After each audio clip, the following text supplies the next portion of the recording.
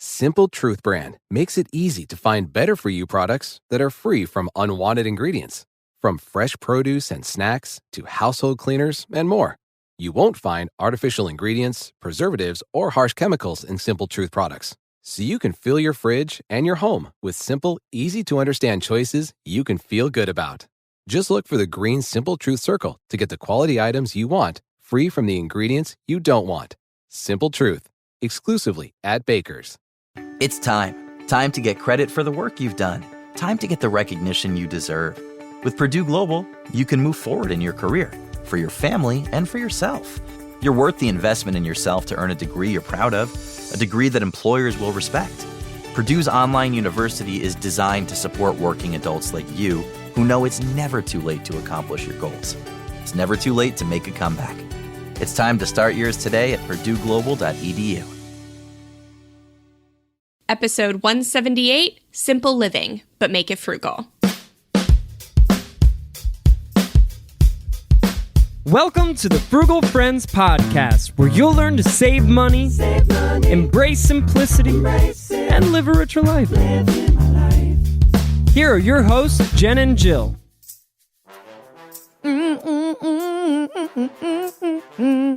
Welcome to Frugal Friends podcast. My name is Jen. My name is Jill. And today we are talking about simple living, how we define it, how you can live it, and its role in frugality. Ooh, hot take. We haven't taken anything hot yet, Jill. Just you wait. Even the title, just yes. We're gonna get into it. We will, but first we're going to get into our sponsors. So this episode is brought to you by Meeting in Person. So again, do you live in the Austin, Texas area?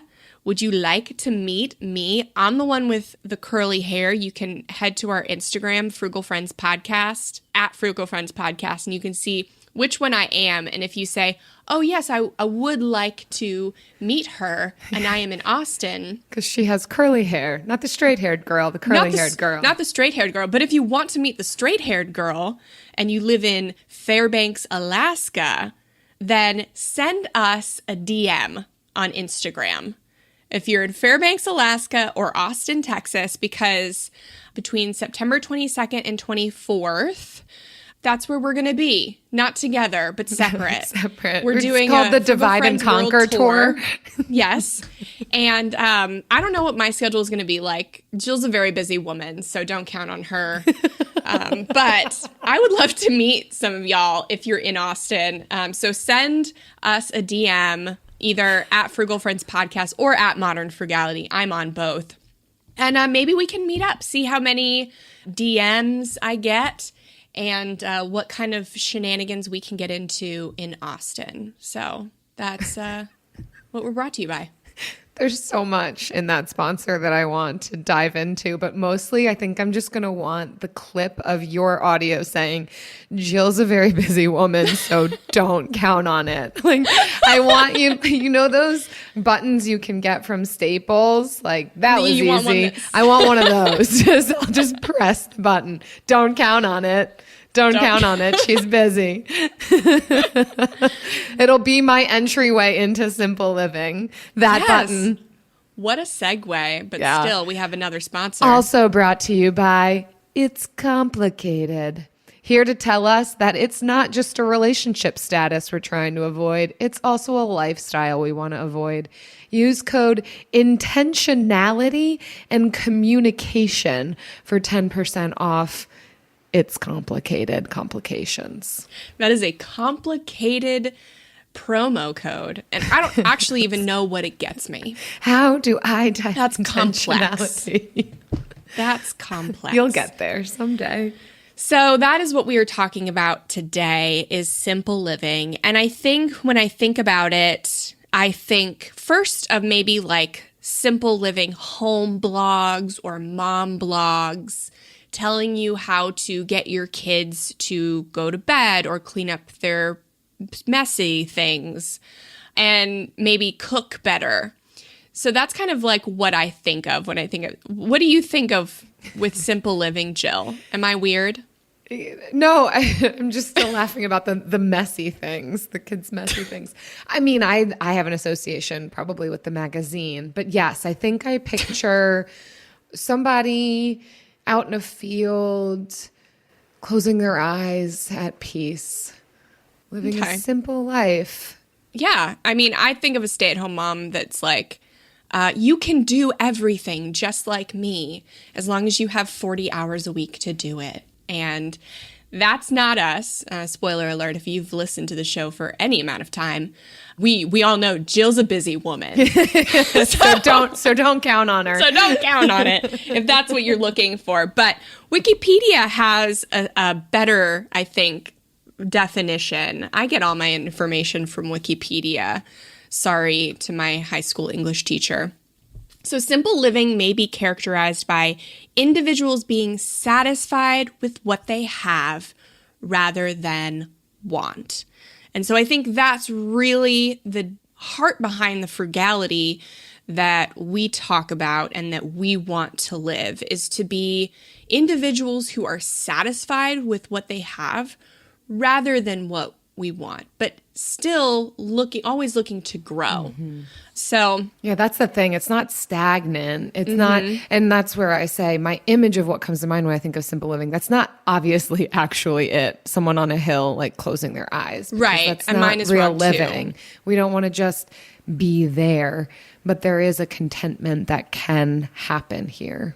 yeah, so the opposite of simple, so what we're trying to avoid are antonyms like difficult, hard, demanding, complicated, complex, elaborate. So those are kind of the words that we don't want to describe the things in our life. And so it's rare that any one thing in your life is going to be the opposite of simple. And that's how we create these complicated and demanding lives and elaborate, complex schedules. So it's important to view your life as a whole and to really be relentless in saying no to things that make the overall picture really difficult or complex or elaborate. And these articles that we've chosen today kind of go into what we like to think simple living is, and its connection to frugality, and then some tips on implementing it. So, yeah, our first article is from Heart's Content Farmhouse, and it's called The Ultimate Guide to Simple Living for Beginners. How did you feel this related to you, Jill? I thought this was super beautiful, and I like the approach that they take. And I know we'll get into it as we talk about the content a little bit more, but just the concept that there can be some things that might seem simple or promise to simplify or make your life more convenient, but when you look at the whole of it, it actually makes it more complicated. We'll talk more about that as we move through the article, but I think that was what stood out to me most from this of, oh, we need to look under the surface, not just at cost of something or convenience of something, but how they all blend together in their total simplicity quotient. I've not used that word in a long time. Wow. I was really pleased that this was the first result on Google. So for those of you that don't know, the way we pick our articles that we go through is that we Google the topic, see what comes up on the first page, and then we kind of go through what you would get if you did the same Google, and we kind of dissect it. We test Google in a way. And so sometimes it's not always the first article that we go with because it's just not my favorite. And this one was, and I was super pleased that this one was better than many others on the first page. So we're going to kind of go through what the author defines as simple living and then her approaches to it. So I like her definition. It's different. She says, let's avoid the cliche of giving the dictionary definition. That's why I went with Wikipedia. And so typically what simple living means to most normal people, if you're not me and Jill, is minimalism, old-fashioned living, which I don't know if I've heard that. Frugal living, yes, and self-sufficiency. And so I actually, had forgotten about that. To me, self-sufficiency seems more complicated because I'm just bad at that. But for some people, self-sufficiency is simpler. Mm-hmm. Yeah. Just even going through the motions of not needing to rely on the outside world, it's not that it is necessarily the most simple in its action, but I think it can bring about this sense of simplicity and catharsis with that kind of theme. But she's saying it's not really any one of these things. It's a combination of them. Right. She says, the pursuit of a simple life is about rejecting what is unnecessarily complicated. I loved that line. What's uncomplicated? Yes. And I like the way she summarized, and you kind of mentioned this in your beginning intro about Wikipedia versus the opposite of simplicity.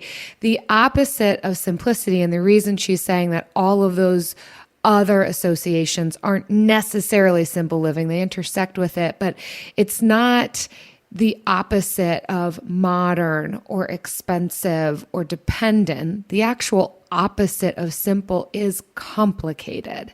So looking at how do we make sure that it is as unnecessarily not complicated. Am I saying that right?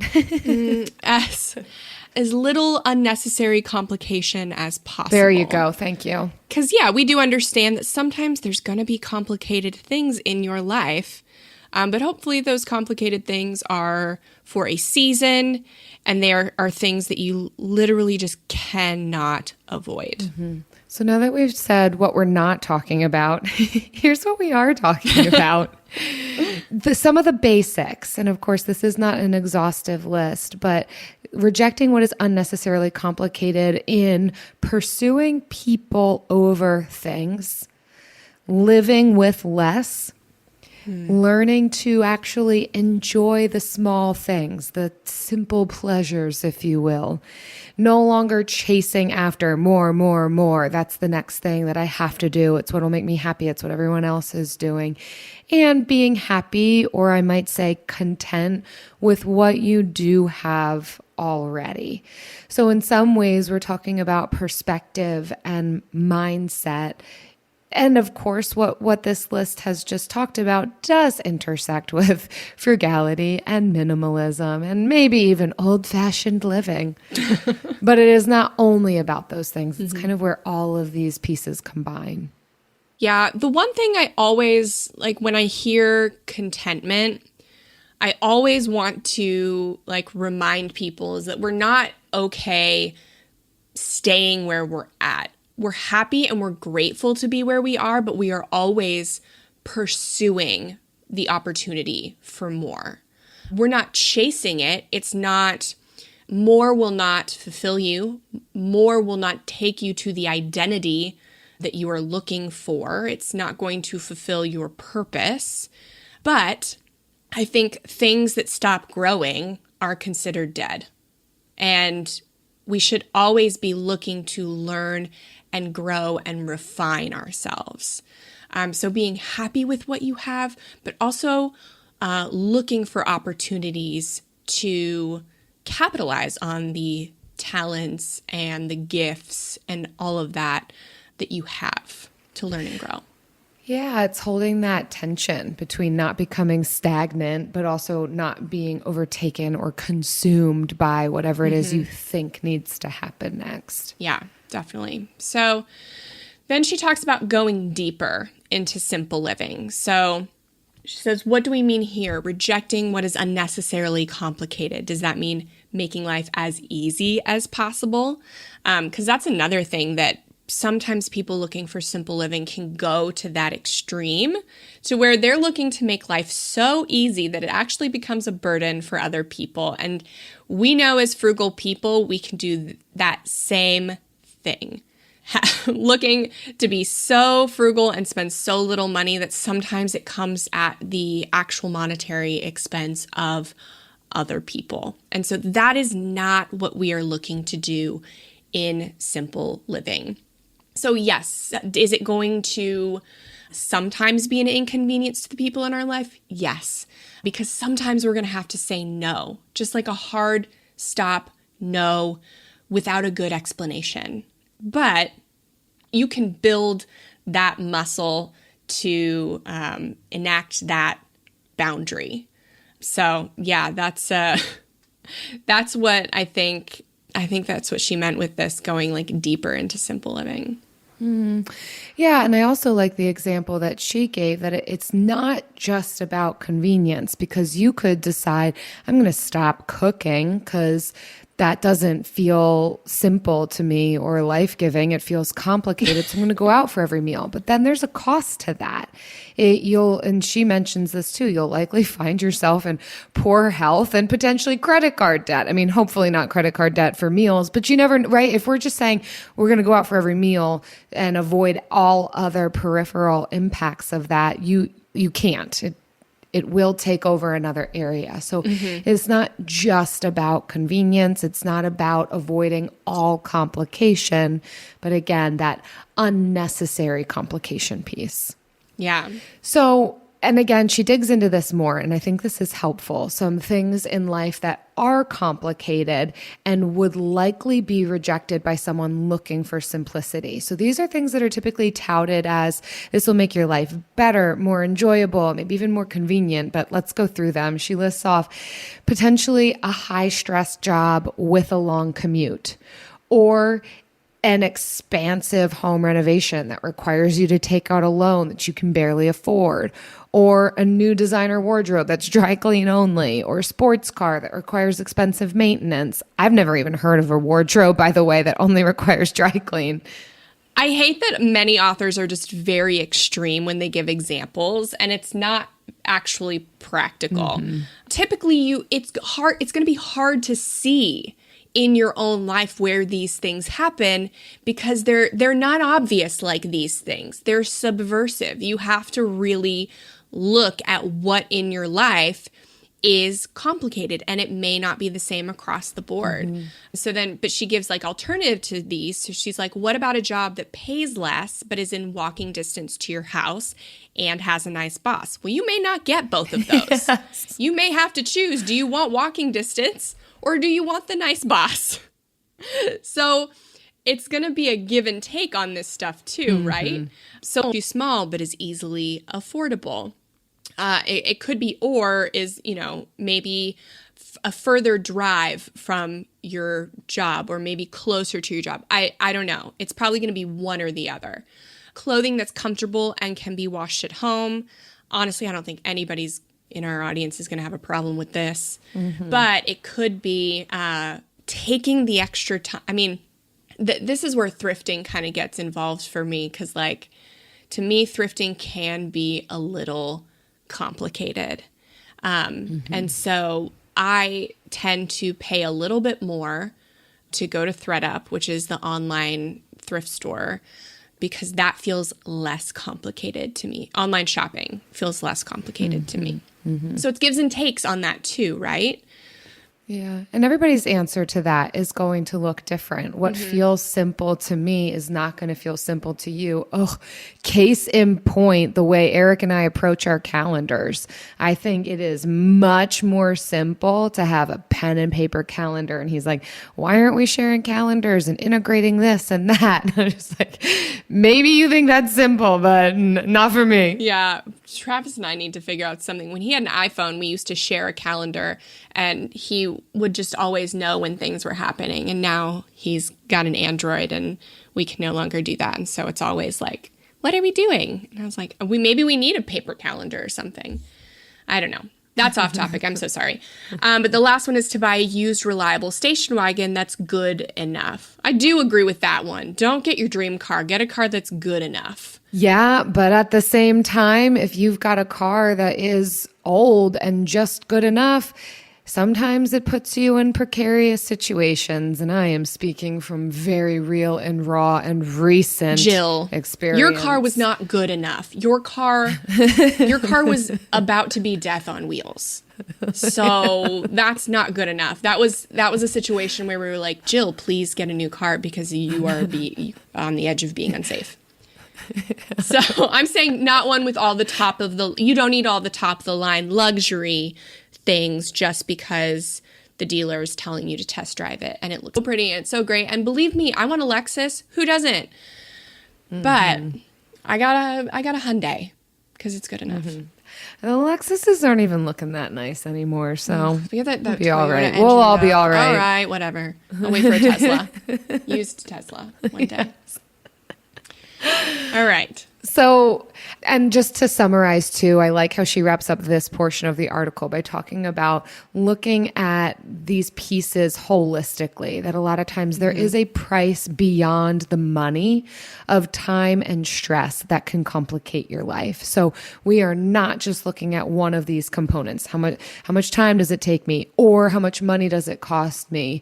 Or how much stress is involved? We've got to look at all of them and identify what's the most simple option when I take all of these factors into consideration, because there's always going to be an alternative piece, the cost benefit analysis of it in all of these areas. Yeah, it is harder to do that because we want a set of rules that we can just live by and follow for everything.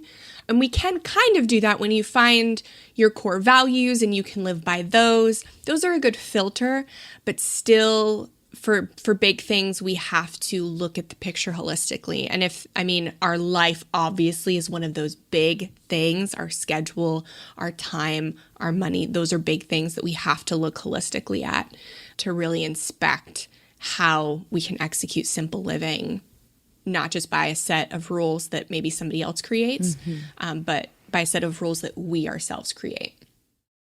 AI might be the most important new computer technology ever. It's storming every industry, and literally billions of dollars are being invested. So, buckle up. The problem is that AI needs a lot of speed and processing power. So, how do you compete without costs spiraling out of control? It's time to upgrade to the next generation of the cloud, Oracle Cloud Infrastructure, or OCI. OCI is a single platform for your infrastructure, database, application development, and AI needs. OCI has 4 to 8 times the bandwidth of other clouds, offers one consistent price instead of variable regional pricing, and of course, nobody does data better than Oracle. So now you can train your AI models at twice the speed and less than half the cost of other clouds. If you want to do more and spend less, like Uber, 8x8, and Databricks Mosaic, take a free test drive of OCI at oracle.com/strategic. That's oracle.com/strategic. oracle.com/strategic. Simple Truth brand makes it easy to find better for you products that are free from unwanted ingredients. From fresh produce and snacks to household cleaners and more. You won't find artificial ingredients, preservatives, or harsh chemicals in Simple Truth products. So you can fill your fridge and your home with simple, easy-to-understand choices you can feel good about. Just look for the green Simple Truth circle to get the quality items you want, free from the ingredients you don't want. Simple Truth, exclusively at Baker's. So our next article has 9 tips for executing simple living. And I liked that these were not just maybe cookie cutter. They are simple, but they caused me to think a little harder. How do you feel about them, Jill? Oh, such good tips here. And I think within this list, there's at least one actionable item. So I'm excited to go through all 9 of them because I think, and hopefully more than one, we can each take and implement. Yeah. So the first one was quiet the digital noise. This makes me feel personally attacked, but I agree with it. I think I'm discovering like more ADHD tendencies in myself and knowing that my brain just can't sit still. Like I'm trying to get off social media more and I have just replaced it with solitaire. I feel like I've mentioned this before. I actually watched this happen real time. Yeah. In the car driving together, Jen is both having a conversation with us and playing solitaire. It's been a very big struggle for me. to turn my mind off. Yeah. But I know my mind and my eyes, for that matter, really do need this simplification of existence and not so much bombardment from digital noise. And so, well, I mean, one of the ways that she says is dedicate a time of the day to reply to emails. My assistant now does all the emails for every inbox we have. So that has been a really great simplification strategy for me. Well, she does give some really helpful tactics. Sometimes it's like you feel thrown to the wolves of, I know I got to be off this phone more, but how? And so, unsubscribing to things, dedicating time to reply to emails, removing social media apps from your phone, making regular times for digital detoxing, turning off non-essential notifications, not sleeping with your phone next to you, right? And you don't have to do all of these things. And some of it can just help the brainstorming get started. But there are some really specific ways that we can do this. Yeah, I took Facebook off of my phone, which is a little inconvenient sometimes, but for sure worth it. And then also I've turned off pretty much all notifications. So those have been my major things. I haven't done everything on this list, but definitely the Facebook one and the notifications. I don't think all of them are realistic for everybody, and certainly not even long term. It's kind of one of those things that you put into practice to retrain yourself, to make better decisions about what you do want to let back in. So some of it, there's a rhythm to. Some of it is just determining the best way to live and operate. It depends on the type of business that you're a part of or running or the way that you work. So, but just being more intentional about it and knowing and recognizing the space that it can take up to have all of these things vying for your attention constantly. Mm-hmm. Number 2 on here is to watch less TV. Ooh. This one can feel like a personal attack too. And they say, and I wouldn't disagree with this, although there's some parts of it that I might push back on, but that watching TV isn't actually going to provide rest to us. I think sometimes we think, oh, I just want to sit and watch a movie. And that's okay. We're not saying, and I don't think this article is saying like cut it all out always and forever, but that you probably would have and experience better benefit if you've got some time in the evening and you choose to do some stretching or engage in a hands-on hobby than just sit and binging TV. Like what is actually going to produce life inside of you? Now, I will say finding a good show can absolutely produce some disconnection, but I will absolutely agree with like not binging things constantly, but finding something else to do with your time that can bring life. Absolutely, yeah. But my ADHD mind does love to veg on a TV show at night, especially if it's about cults. Yes. This is something Jen and I definitely bond over. Beyond all the other things we bond over is cult information on cults. Information. You know, joining cults, participating starting our own cult. Yeah, we love it. No, not really. We just like cult docuseries. They're super intriguing to me. Yeah. So the third one is to live in accordance with your means. And obviously we very much promote this. So don't spend what you don't have on things you don't want. That is the first sentence. But again, revelatory. We love to say stuff like that, but in the moment it is hard to keep yourself from not wanting things. We love instant gratification, and so we just have to be more committed to this simple lifestyle and know the things that it can bring for us, know what living within our means can give us, so that we have incentive to say no to things. Like, I love being able to work for myself 25 hours a week and we don't rely on my income. And so in order to maintain that, we have to just we choose to just live on Travis's income.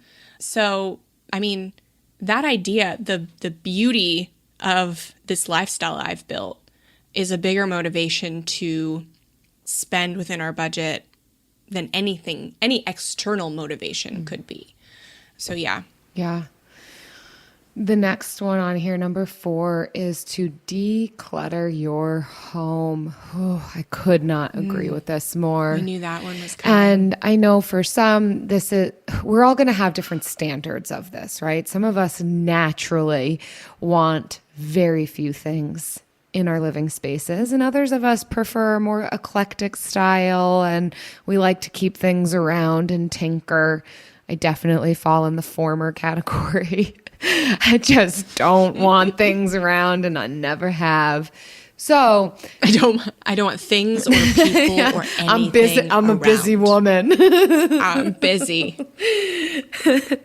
But in all seriousness, and wherever you fall on that spectrum, I will say that for all of us, it is helpful to have less. Again, wherever we're starting from, clutter in our spaces, in our physical spaces, can correlate to clutter in our minds and bodies. And sometimes it happens in our minds and bodies first. And what we see in our homes and living spaces is reflective of that. So where we're able to declutter, it can also produce this weightlessness. It can remove some of the burden and free up capacity and emotion and mental space when we don't feel so physically weighed down by everything that our eyes are looking at and drawn to. It's like competing for our attention. Absolutely. And you can have one or two things that you collect. It does not mean you can definitely consider yourself a minimalist. Definitely, practice simple living. If you like to collect things, it's just not like 20 different things, but like I know a lot of people, especially in our Frugal Friends community, love books and love to just have a wall of bookshelves and books, or if they don't have it, they dream about it. So that is you don't have to get rid of something you love to practice simple Just living. know that your collections will collect dust. That's so true. We'll talk about that in a cleaning episode. Yeah, I guess. put that on a bumper sticker. Your collections will collect. As you collect, they will collect. But beyond that, you can love things and still practice minimalism, still practice simple living. Just can't love everything. You know, you don't have And you won't be able to walk in your home. Right. You don't have the capacity to love everything. Like you can like a lot of things, but you have to find what you love, keep that, and be willing to discard the rest. So the next one is, I love this one. I love it so much. Single task. Who hates multitasking? Who can multitask? Nobody can fully multitask.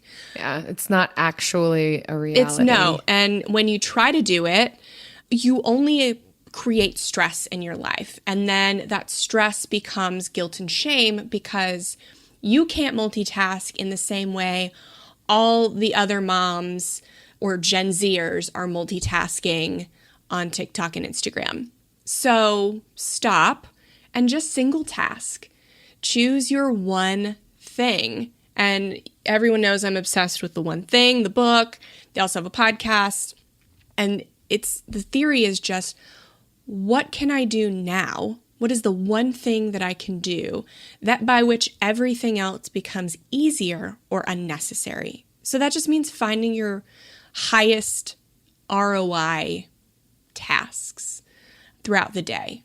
And really focusing on the things that are most important and either delegating out, hiring out, or just saying no to the things that are not a high ROI. Right. And then I think we can be more satisfied with ourselves when we give ourselves permission to have the one task versus, oh, I'm trying to juggle it all and none of it's going well. And then it all just feels like a failure. Yeah. Which relates to number 6, which is set realistic goals and reward yourself. And I just want to read this first paragraph under number 6. I think it's helpful. The author says we often underestimate how long a task will take, and then we beat ourselves up over not making enough progress, or we expect too much of ourselves when trying to embrace a new lifestyle. Then we tell ourselves we're just too busy or not motivated enough to make a change, and the self-fulfilling prophecy comes true. So I think connected to this idea of single task is setting realistic goals and then celebrating afterwards. Again, that then correlates to how we view ourselves, the permission that we give ourselves along the way, setting realistic goals, achieving them, doing them with a singular focus is not only less complicated, but also actually produces beneficial results rather than complicated, messy results. The messy things that you're trying to get picked up. And yeah, so I love this. I love the like single tasking and goal setting and like having fewer goals and shorter goals. And so also single tasking doesn't mean you're like focusing on just like one thing a day and forgetting all your other responsibilities. We're talking about this along with your goals in a reasonable, something that fits with the responsibilities that you are actually obligated to. But so for me, it really rears its head when I'm trying to clean the house and I'll do one thing and then I'll get distracted and start to clean another thing. And then I'll get distracted and clean another thing. And then I'll go back to the original thing because I'm like, oh no. I mean, for me, having the goal, maybe setting a timer and being like, okay, I'm going to do this one thing. I can only do this one thing for as long as the timer's going off, and then I can move on, even if I haven't finished it. Typically, once the timer goes off, I'm far enough into it that I want to finish it. And so that's a very basic example, but it can apply to other things in our lives as well. And then it gamifies it. Yeah, gamifies it. But yeah, so all of this is within reason. 7 is appreciate the little things and practice gratitude. I love this much more than contentment, but I love gratitude because it really, the more grateful you are, the less you want. You still want to achieve more and you still want to serve the world and the people around you more, but it's not out of a sense of just trying to achieve or get more. It becomes this sense of I am so thankful for what I have and what I've done, and I would love to serve the world more with more of that. So she recommends a few prompts to experience gratitude. I love gratitude journals, but she's you can write in the evening in detail about 3 things you're grateful for that day, even small things, or you can list 3 things that you value and appreciate about your partner or family, and you can do that maybe with a different person every day. I love this one. Describe a challenge you've dealt with recently and what you learned from the experience. I think reframing your personal finance journey, especially with budgeting, I think so many people think when they mess up with budgeting or they have a challenge with budgeting, that is actually a failure. But they're just surprises that come up and you can't help them. And so when you can view these bumps in the road as challenges and then reflect on what you learned from the experience and be grateful that you went through it and that now you have something that you have learned from it, that makes budgeting, takes it from something that you hate to something that you love because it allows you to learn more about yourself. And so the last one is write about 3 people who've made the biggest positive impact in your life. It's beautiful. I love gratitude. I love what it produces, short-term and long-term.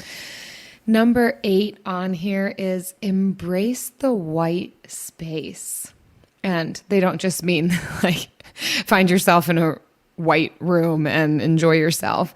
And I would even term this margin, if you're looking at a piece of paper, the space of the paper that you're not supposed to write in or could be used for some notes, or the side of the road that gives you a little bit of wiggle room to be able to pull off, not filling it up, not so filling every single space of your life. and not only not filling it, embracing it and fostering gratitude for those times and identifying how you want to engage in those times of just really slowing down. This article talks about doing nothing. I would probably push back on that a little bit. I think that there are things that we can, quote unquote, do that are life-giving, that are slower pace, that help us to engage in our full personhood. I don't think it necessarily means we have to just sit and let our minds go blank. And they talk too about letting yourself experience boredom might be a decent thing. I will say that is healthy. I think that's healthy. I don't know that I have, and we've talked about this. I talked about this with a friend and Eric too. I don't know that I've ever felt bored since maybe middle school, possibly before that. And I don't, it's probably not a great thing, but it's an interesting realization. But I don't know that like boredom is the sign that you've now embraced space. I think you don't have to just be like, I don't know what to do with myself. There could be things that you do that aren't just meaningless. They give the example of taking a hike or wander your neighborhood on a walk with no real destination in mind. And I like the example they give too. If you've ever been in the shower and had a great idea, then you can understand the benefit of giving yourself space to just let your mind wander. It's kind of that idea, doing something cathartic.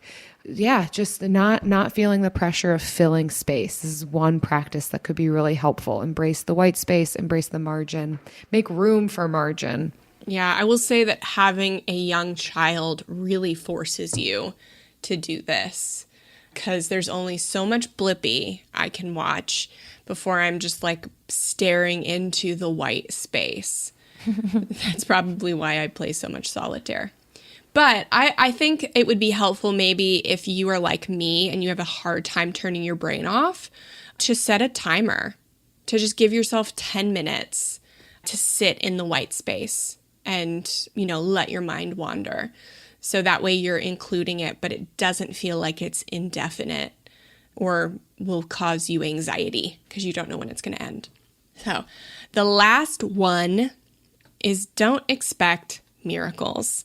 So simple living will improve your life. It can improve it even drastically, but it will not prevent stress or grant you unlimited happiness and fulfillment, which is so unfortunate. But with most good things, it's not perfect. And so it just creates, it's like having an emergency fund. Emergency funds don't prevent emergencies from happening, but when you have one, emergencies no longer feel like emergencies. They just feel like, oh, it's this expense that I really don't want to have to pay, but I have the money for it. So they become annoyances is what happens. But when you don't have the money to pay for something and you need it, that is an emergency. That's a crisis. And so that's going to take way more stress than when you have the emergency fund. And that's the same thing simple living does. It turns what can become crises, eliminate them completely, or just turn, complicated situations that you can't avoid, turn them into annoyances. Yeah, just as with anything, nothing's going to be a magic wand, but it can get us closer to experiencing deeper satisfaction and benefit. And turning crises into annoyances. I like that. That's the goal.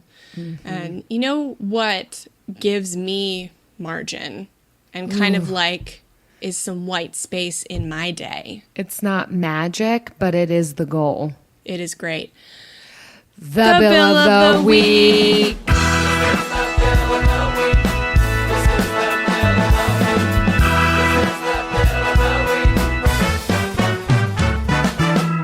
That's right. It's time for the best minute of your entire week. Maybe a baby was born and his name is William. Maybe you paid off your mortgage. Maybe your car died and you're happy to not have to pay that bill anymore. Duck bills, Buffalo Bills, Bill Clinton. This is the bill of the week. Hello, Jen and Jill. This is Molly from Nebraska, and I don't know, discovered your podcast back in January, and it's been one of the biggest resources for me as I've been learning more about personal finance. And I am calling about the bill of the week because I just paid off my credit cards 2 days ago.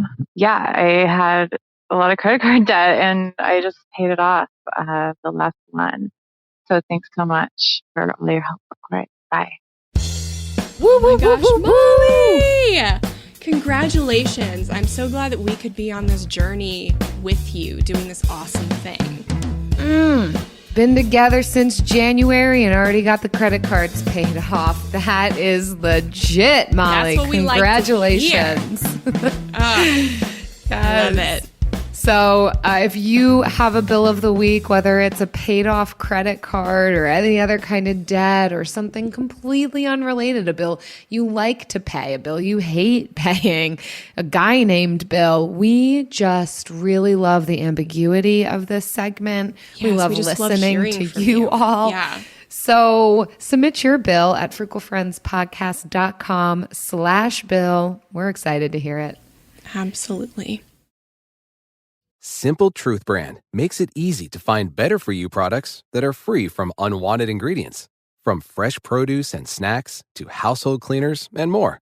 You won't find artificial ingredients, preservatives, or harsh chemicals in Simple Truth products. So you can fill your fridge and your home with simple, easy-to-understand choices you can feel good about. Just look for the green Simple Truth circle to get the quality items you want, free from the ingredients you don't want. Simple Truth, exclusively at Baker's.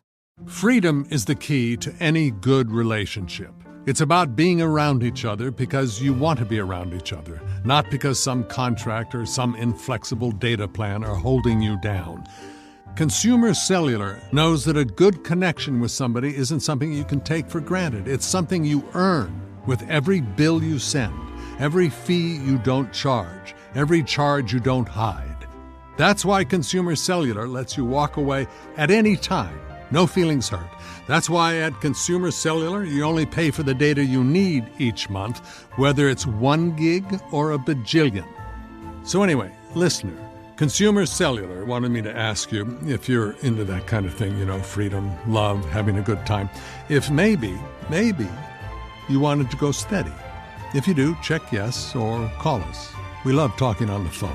Consumer Cellular. When freedom calls, we're here to answer. Call us at 1-888-FREEDOM.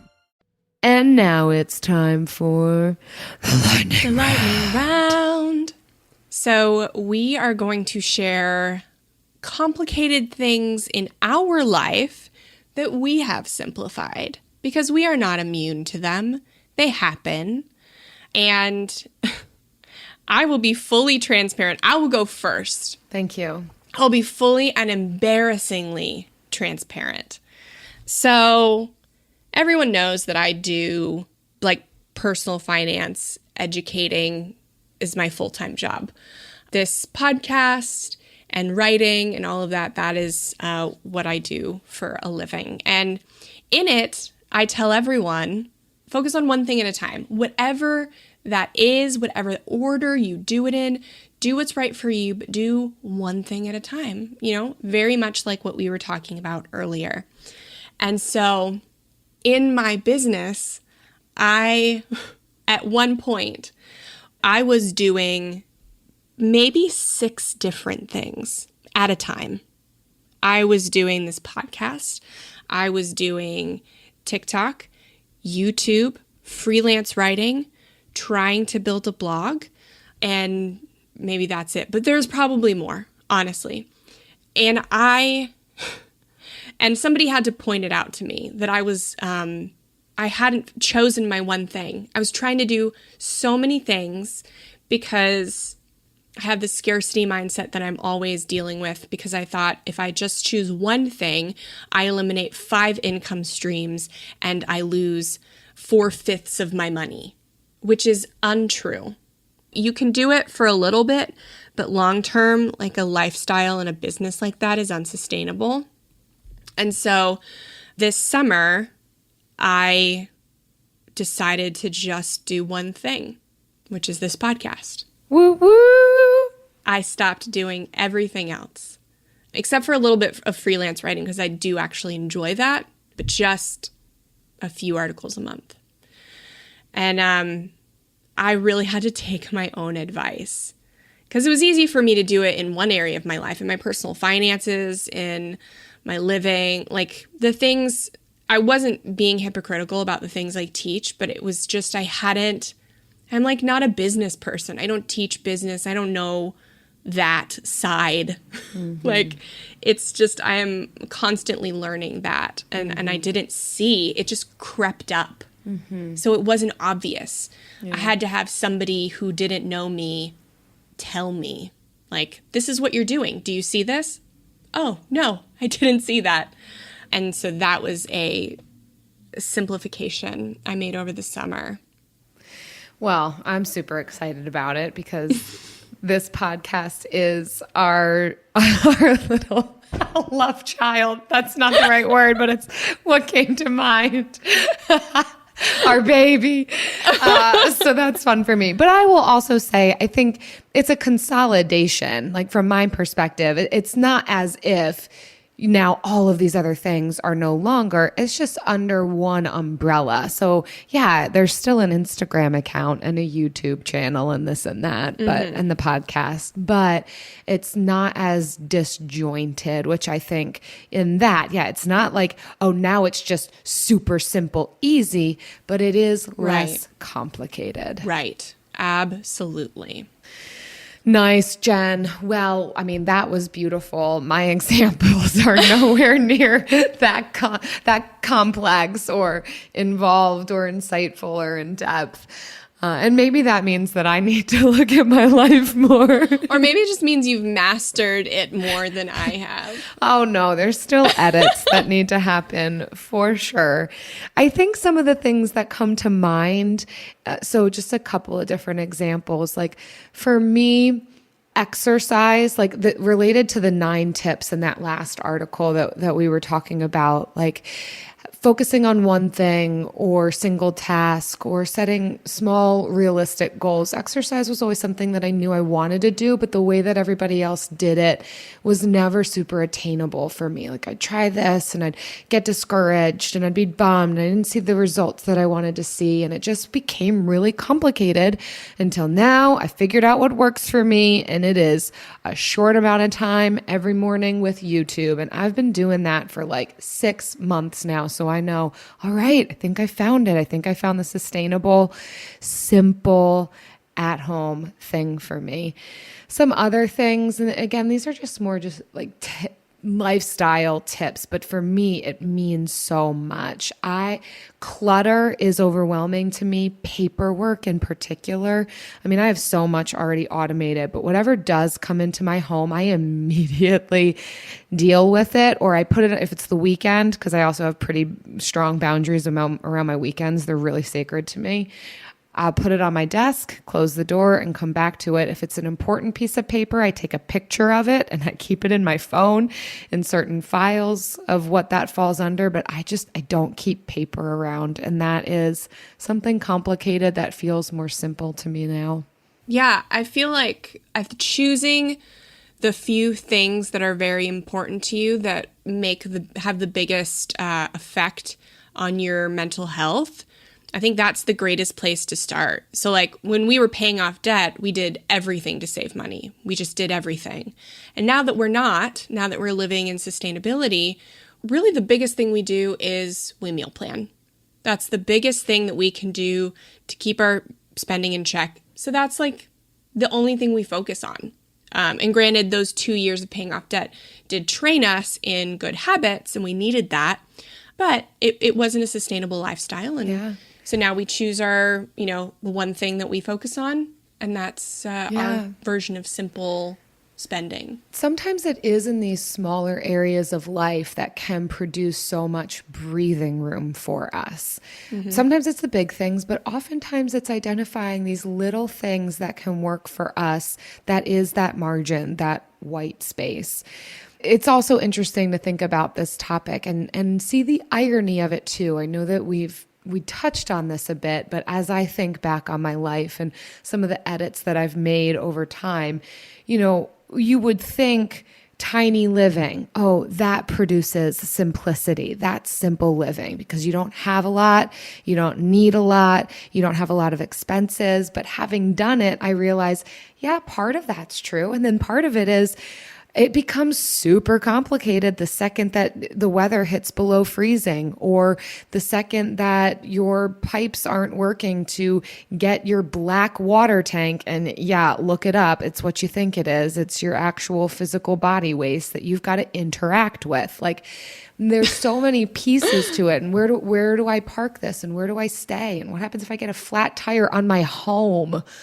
So there is a give and take, I think, to all of it, and really identifying and trying things out. I think, we also, it's been a goal of mine to have one vehicle, and we're there, and I love it. And for the most part, it's simple and it's less expensive to only have insurance on one vehicle, to only pay for the maintenance on one vehicle. But when that one vehicle breaks, it causes a storm all around. Now, how do we get from point A to point B to get our groceries? Now we've got to rent a car. Now we've got to do this and that just happened. So it's just trauma. For permission that even when we identify the things that we believe are simple or the world defines as simple, there's always going to be consequences to it, alternatives to it, and we're doing the best we can to look at all aspects in its entirety, in the whole of it, what is going to ultimately lead to the least amount of complication. And when we do come upon complication,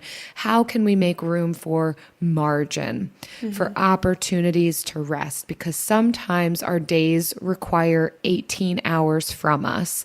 That's okay.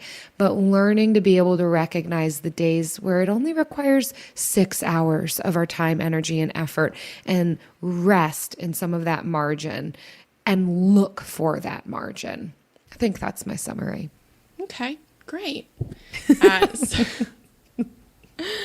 Yeah, I mean, it's worth it.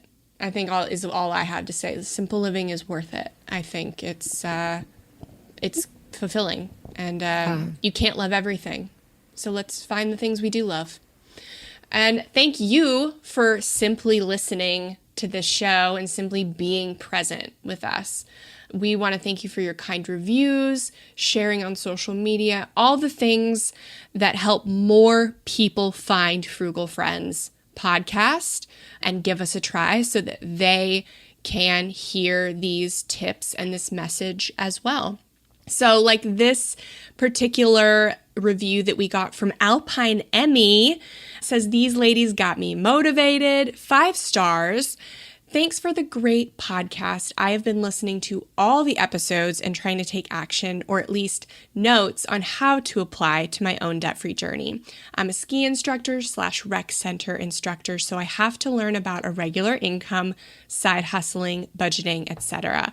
While I was already minimalist by force of living in an expensive area, Jen and Jill have encouraged me to pursue creative new avenues to make sure I'm financially advancing myself. Great energy and fun. Thanks again." Lovely. I mean, thank you, Emmy. That was beautiful. I love to know when we are a part of people's motivation for something, like that extra boost that's needed. That's what we hope from having frugal friendships. Well, we also want to thank our friends who are sharing these episodes on social media. So when you share the latest episode and tag us on Facebook or Instagram, we add you to our monthly drawing. Here's what it is. For every 5 tags and reviews we get each month, we give away a copy of the Frugal Friends workbook. Woot woot. So definitely leave us a review and send the screenshot to frugalfriendspodcast@gmail.com to get yourself entered into that drawing. And don't forget to tag us on social, and that will also enter you in to see the Frugal Friends workbook, which is just a bunch of 1-week challenges to more simple living, essentially, and financial freedom. More gamifying stuff. All right. See you next week. Frugal Friends is produced by Eric Siriani.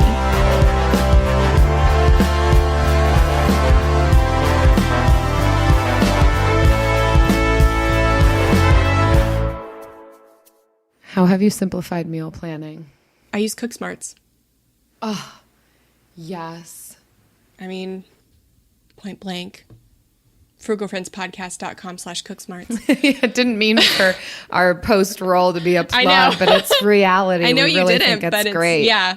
Yeah. They tell me what to make. If I don't like it, I'll pick something from the archives, add it all to my Walmart grocery pickup, and I'll add like a frozen pizza or something frozen for like one day, and then eat out twice a week. Love it. That's about it. Just really, scheduling your life. I mean, there's obviously flexibility in that, but to know what to expect, to take out the decision making, it's so good. Yeah, I love it when I don't have to make decisions. It's really great. I love to be told what to do in some areas. Only in some areas. Right. Simple Truth brand makes it easy to find better-for-you products that are free from unwanted ingredients. From fresh produce and snacks to household cleaners and more. You won't find artificial ingredients, preservatives, or harsh chemicals in Simple Truth products. So you can fill your fridge and your home with simple, easy-to-understand choices you can feel good about. Just look for the green Simple Truth circle to get the quality items you want, free from the ingredients you don't want. Simple Truth, exclusively at Baker's. Land.com can help you find that little patch of ground to call your own and do all the hunting, fishing, and hanging out with the family you want. Just know that getting your own piece of land is something that can generate memories for generations, but also has the ability to generate income in both the near and long term. Like if you just want to start a rental business / family compound. Go to Land.com and check out the hundreds of thousands of rural listings from all across America. Enough dreaming about it. Land.com is a place to find and invest in your open space.